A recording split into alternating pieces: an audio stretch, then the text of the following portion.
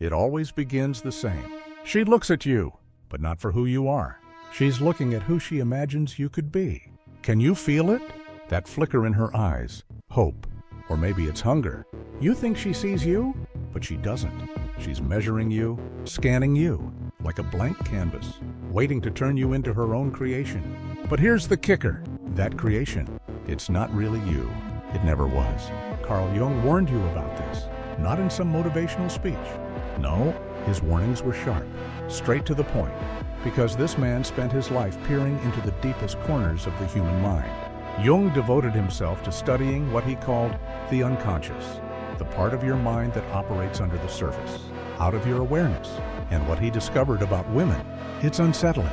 He found that women don't just fall in love with men. They fall in love with the idea of men, with the fantasy, with the projection, and here's the scary part. Most of them don't even realize it. You think she's choosing you, right? But what she's really choosing is the version of you she's built in her mind. You're just the actor cast to play a role in her personal story. And when you stop fitting that script, she doesn't change the story. She just finds a new actor. Jung called this the animus, basically.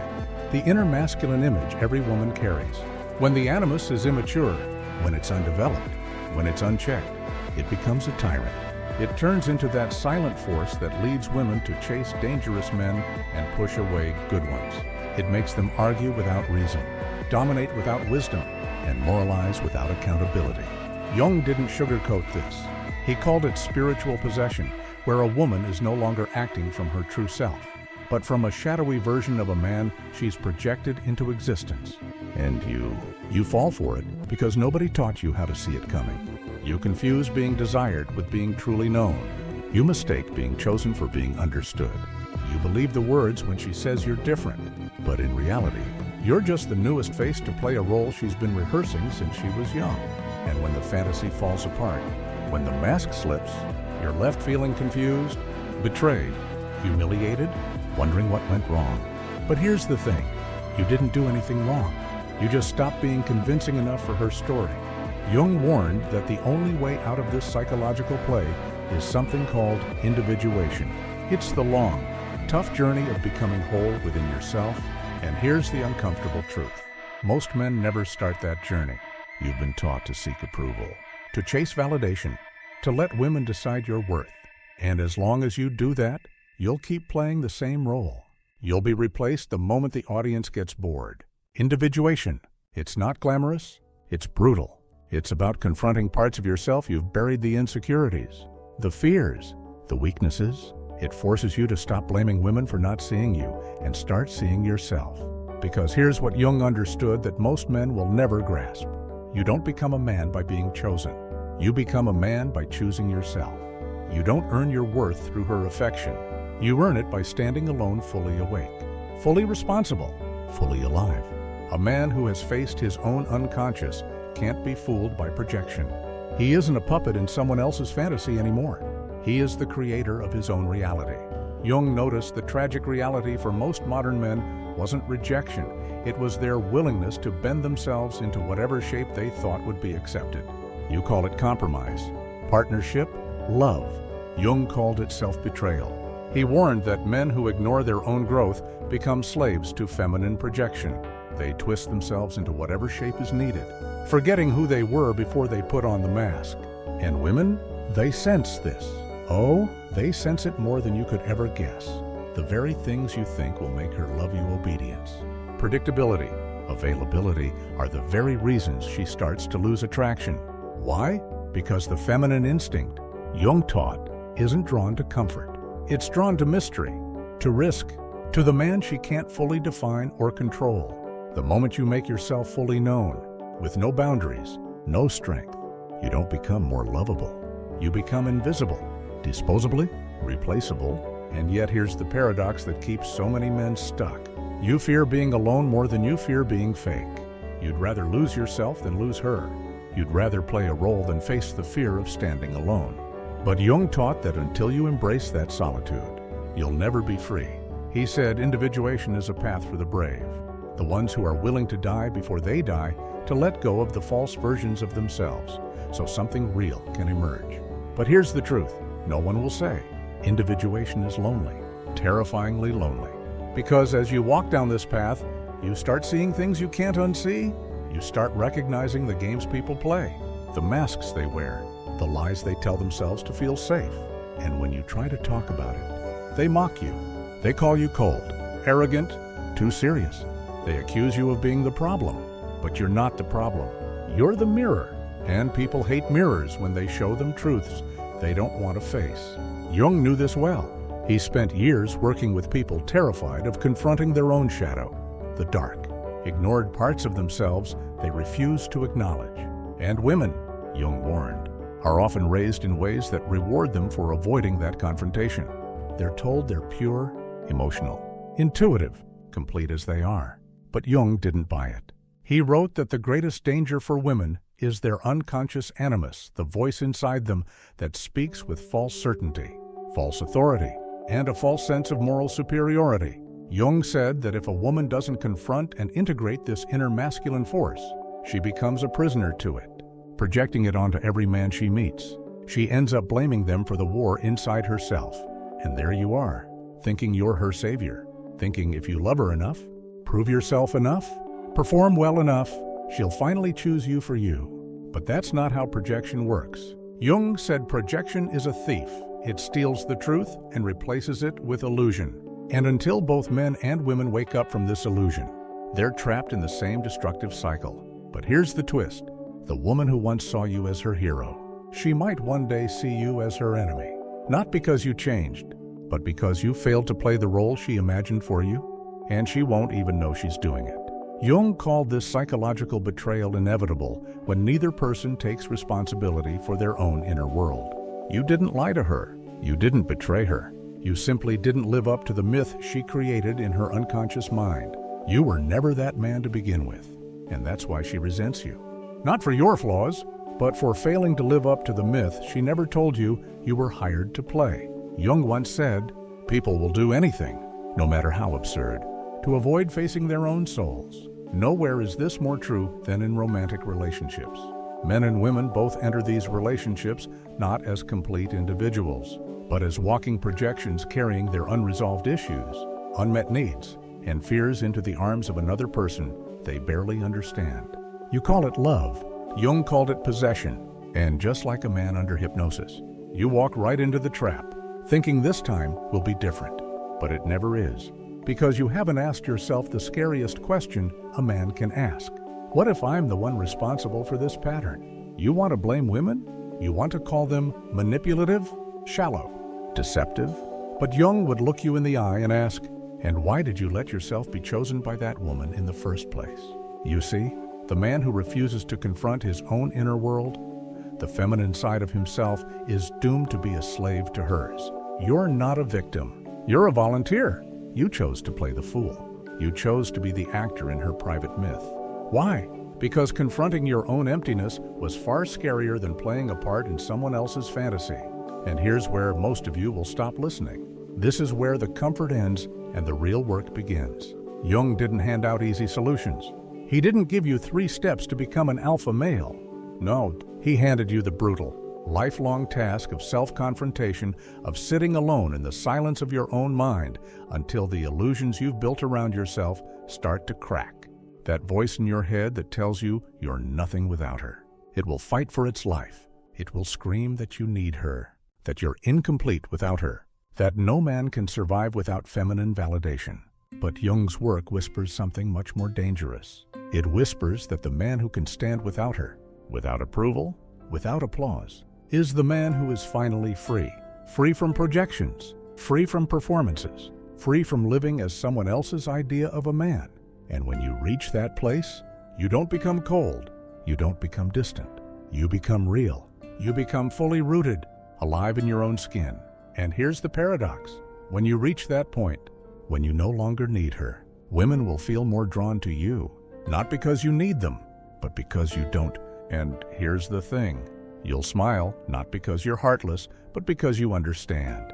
You understand that she, too, is on her own journey, that she has to confront her own animus, that she has to wake up from her own illusions, and that you can't do that work for her. You can't save her from herself. You can only do what Jung did. You walk your own path so fearlessly, so confidently, that you become a living mirror for everyone who dares to look. Most people won't be able to handle it. They'll turn away. But a rare few will thank you for it. And that's the difference between being loved for the role you play and being respected for the man you've become. Because when you finally stop performing, when you stop trying to mold yourself into someone's fantasy, something incredible starts to happen. You stop being seen as an object to be loved or desired. You become a man who is whole, who has chosen himself. And because of that, you begin to attract women who don't want a character. They want the truth. And when that happens, that's when you'll know. You'll see it. You won't be her hero. You won't be her fixer. You won't be her project. You'll just be you, standing, grounded, as a man who has walked through fire and emerged on the other side. She won't demand that you perform, because she won't need to. She won't try to change your script, because she'll finally see you for who you are, not who she imagines you to be. She won't flood you with grand declarations. She won't treat you like the missing piece of her puzzle. She won't seduce you with promises of completion, because she won't need you to complete her. She'll stand before you, whole. She'll look you in the eye, not as a goddess searching for worship, but as a human being who has done her own work, confronted her own shadow, and is ready to walk beside you on the path. No masks, no projections, no games. And when you meet her, when you finally meet her, the real her, not the fantasy, you'll feel the difference instantly. You won't be confused. You won't be tricked. You'll just know. There won't be desperation in her eyes. There won't be that constant tug for validation. There will be truth. And that, my friend, is the rarest and most dangerous kind of love. The love that demands nothing but offers everything. Because it's not born out of need. It's born out of freedom. Freedom to choose. Freedom to walk away. Freedom to stand together. No illusions. No masks. No fear. But let me warn you, most of you will never get there. Most of you will quit before you reach this point. You'll settle for the performance. You'll settle for the fantasy. You'll settle for the temporary thrill of being seen as someone you're not, because facing who you truly are still feels unbearable. But if you have the courage, the brutal, gut-wrenching courage to keep walking, to keep standing alone, to keep stripping away every false layer you've built to earn approval, you'll eventually find yourself standing on the edge of something terrifyingly beautiful. You'll find yourself, and when you do, women will no longer be the source of your identity. They won't be the mirror you use to feel like a man. They will become something entirely different. Partners, not prizes. Mirrors, not mothers. Allies, not saviors. And when you love them, you'll love them not because you need them. You'll love them because you choose to. From a place of strength, from a place of wholeness, from a place that knows without apology who you are. Carl Jung didn't leave you a map to follow. He left you a warning that every man who refuses to confront himself will become a slave to the projections of others, especially the projections of women. But he also left you a challenge to walk the path of individuation, to stop blaming women for the roles you volunteer to play, to stop seeking wholeness in someone else's eyes, to stop waiting to be chosen, because the man who chooses himself fully, unapologetically, relentlessly, is the man who cannot be controlled by fantasy. He cannot be seduced by performance. He cannot be reduced to a character in someone else's script. He becomes the author of his own life. And if you've made it this far, if you felt this message hit somewhere deep inside you, don't just scroll away. Don't let this be another thing you consume and forget. Take a moment right now to like this video, share it with another man who needs to hear the truth, and subscribe for more.